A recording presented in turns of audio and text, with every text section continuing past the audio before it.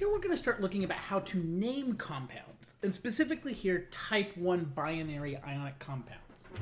So first, what does that mean?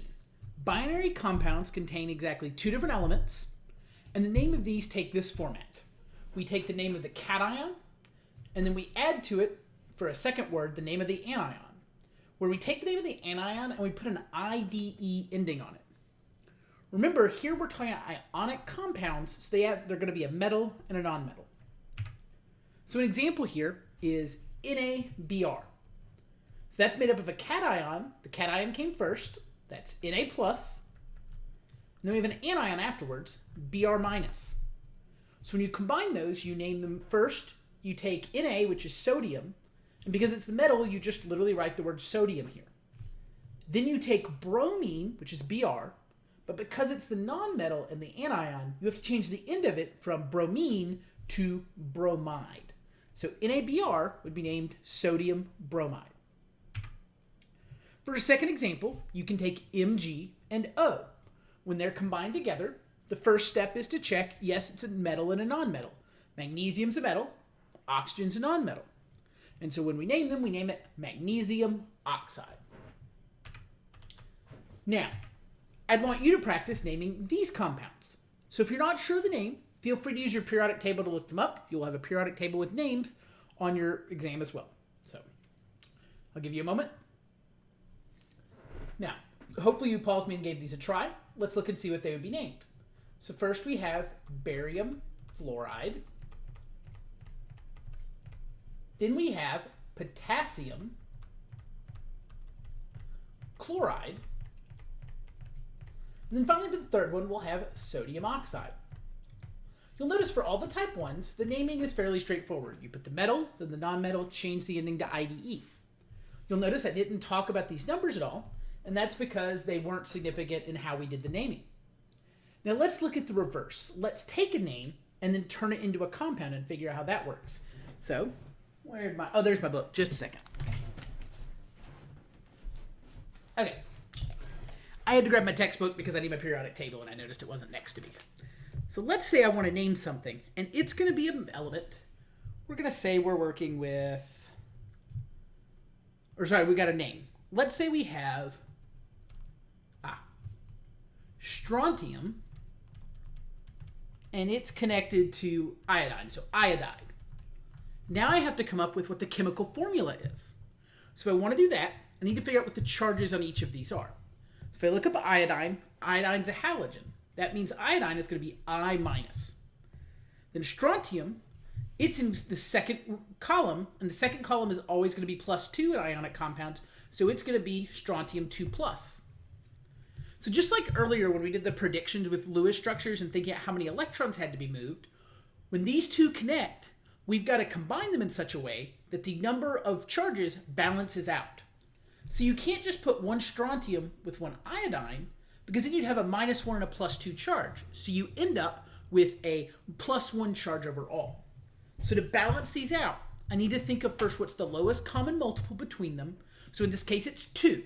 If I can get both of them up to 2 electrons, so both either provide or take 2, I'll be able to balance this out. So in this case, if strontium's 2+, I only need 1 strontium to get to 2 electrons. It can accept 2. But if I want my iodine to give up 2 electrons, to gain 2 electrons, I said that backwards, sorry. Strontium's the one giving up electrons because it is becoming positive. But if I want my iodines to accept 2, I'm going to need 2 iodines to get there. So strontium iodide would be SrI2. Okay, now let's look at type 2 ionic compounds. These are similar to type 1, but there's an extra step in the naming. So the metals in this category have the ability to have multiple different charges. So we have to change the way we name them. So the first type 1s were always going to be things like the first and second columns, where they're always +1 or +2. But if you take some of the other metals in the periodic table, they have more than one possible ionic state that they're stable at. So for example, let's take iron. Iron could be +2 or +3. Since both of those naturally occur, you could actually get 2 different compounds if you combine iron and sulfur.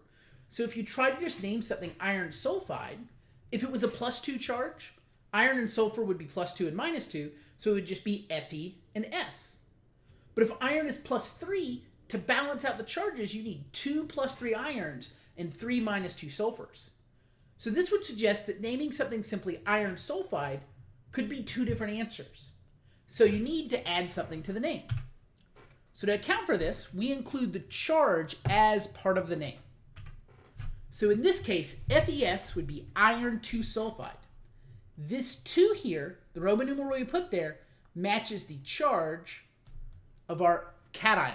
So you always look at the cation and what its positive charge is, and you put it in the name. So Fe2S3, because iron is plus 3 in that case, is iron 3 sulfide with the 3 in Roman numerals. So let's look some more with this. So the Roman numeral written in parentheses represents that charge. For a second example, let's consider copper 2 plus and copper. If I have a copper that's in the 2 plus state, I write copper 2. If I have a copper in the plus 1 state, I write copper 1. So any compound containing a metal that can have multiple possible charges in an ionic compound has to include the Roman numeral, not just the transition metals. So type 2 compounds can occur within the transition metals, but also within the p-block metals, as both sections of those can have multiple charges. The s-block metals, so the first 2 columns, are only going to have 1 charge and will always be named as type 1 compounds, which, like we saw a moment ago, the type 1 compounds don't need a Roman numeral. For the purpose of this class, I'm going to be fine with you naming any transition metal or p-block metal as type 2. Technically, some transition metals, for example silver, only have 1 possible charge and would be named as type 1. But I don't want you to try to memorize a giant list of these, so I am perfectly fine of you naming all of the transition and p-block metals as type 2. Now, if you happen to know the name correctly and you know that you can name something that's silver, you don't have to include a Roman numeral, and you're correct, I will give you full credit if you for some reason know that, but I will not count off if you include it as silver 1 nitrate instead of silver nitrate, for example, when we get there. I also mention this so that you understand in lab, sometimes we'll use chemical compounds and they might have transition metals and be ionic, but we might not include a Roman numeral. And that'll be because we're working with something that only has 1 possible charge. So let's look at an example using this. Let's look at CrBr3 and figure out what to name it. So one part about naming these is I can't just name it chromium bromide. So we know it's chromium because that's going to be the cation as it's the metal, and there's going to be something in parentheses, and then we're going to have bromide. But we have to figure out what goes inside there.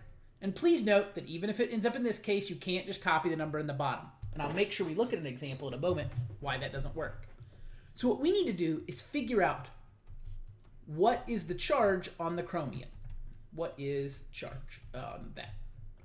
So the way we do this is we know this compound is neutral. So 1 chromium plus 3 bromines have to add up to give you a neutral charge because this molecule is neutral overall. It's an ionic compound and there's no charge in the upper right. So what that means is that 1 times the charge on chromium plus 3 times the charge on bromine has to add up to 0. Now, the anions we're going to work with our type 2 compounds, we're going to know what their charge is. So bromine is always -1. It's a halogen. So we have 3 times -1. And then we don't know what the charge on chromium is. I didn't mean to put an extra parenthesis looking thing there. And that's equal to 0. So we do know that 1 times anything is just anything, so I'm just going to write this as Cr. That represents the charge. And then 3 times -1 is -3. That has to equal 0. I add 3 to both sides. I get that chromium is plus 3. This gives us chromium 3 bromide. So now I have some examples to do for you to try. And I'll mention that at least one of them is not just taking the number that occurs in the bottom right and putting it the answer, because I think some people learn that pattern and try doing that, and it will not work in all instances. So here, I'd like you to try these 3 compounds and come up with what their names should be. So pause me and give it a try. Okay? Now let's take a look. So first we have CO and S. So we know this has to overall be neutral. So we have 1 times the charge on cobalt plus 1 times the charge on sulfur. So sulfur is -2. So this tells us that cobalt minus 2 has to equal 0. So cobalt has to equal plus 2. So therefore, we have cobalt 2 sulfide. That's one of our answers. Now let's look at the second one. So 1 times the charge on lead plus 2 times the charge on sulfur this time, that's supposed to be a times, not a y, has to equal 0. So we know the charge of lead plus, we have 2 times negative 2 has to equal 0. So we have lead minus 4 equals 0. So this means lead has to equal plus 4 in this case. So this will give us lead 4 sulfide. So in both these cases, it wasn't just a case of the number on the right being what we put. Now the third one here admittedly was a bit of a trick question in some ways. It was reminding you that you need to check what type you have. So sodium chloride, sodium is in the first column. That means that's a type 1. So this one we can just name as sodium chloride without having to worry about it. Would not be sodium 1 chloride. It would just be sodium chloride. And that's because Na has to be plus 1 and Cl has to be minus 1. So one other thing I want to try with this naming is I want you to check out trying to go the other direction. So let's say you had these 3 compounds. Try using those same ideas we talked about with charges to come up with what the chemical formulas for them would be. And actually, before you pause it, let me do the first one, and then you can try the second and third one. So here we have copper 1 chloride. So copper has to be plus 1. Chlorine is always minus 1. They could just be plus and minus. I didn't need to write these ones here. Sorry. So we've got copper plus and Cl minus. So we need to pick a correct number of coppers and chlorines so that their charges balance. In this case, since it's an equal number, it'll just be Cu, Cl. But if one of the charges had been different, like let's say we worked with Cu plus 2 and Cl minus 1, that's another example we could consider.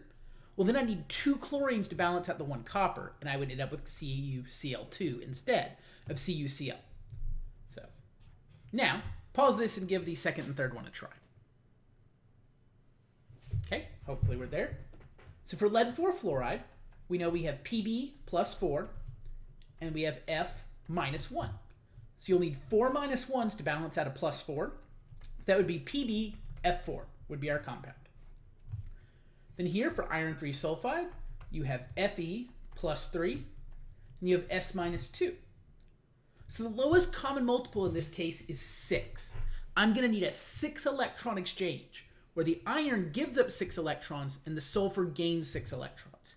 Any number smaller than that isn't going to work. So if I want to give up 6 electrons, I'll need 2 irons. And if I want to gain 2 electrons, I'll need 3 sulfurs. Because 3 times negative 2 is negative 6. Positive 3 times 2 is positive 6.